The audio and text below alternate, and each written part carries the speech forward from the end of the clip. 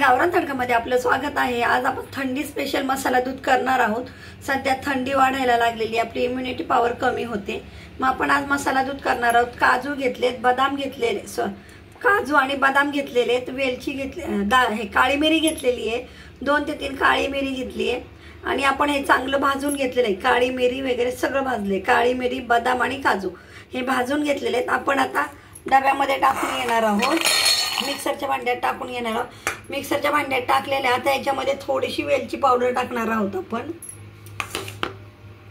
1 चमचा होईल एवढी वेलची पावडर टाकलेली आपण त्याच्यामध्ये। आता याच्यामध्ये थोडीशी हळद टाकणार आहोत। आपण 1 चमचा हळद घेतलेली आहे।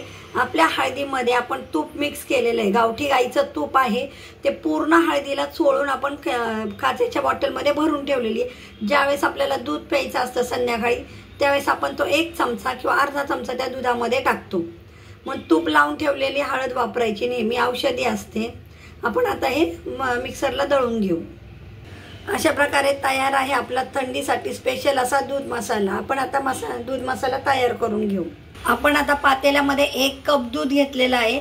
जर तुम्हाला हवा असेल तर तुम्ही 1 ते 2 चमचे साखर टाकू शकता। आपण 1 चमचा साखर टाकणार आहोत। आपण याच्यामध्ये 1 चमचा साखर टाकलेली आहे। आपण आता याच्यामध्ये 1 चमचा आपलं प्रीमिक्स टाकणार आहोत।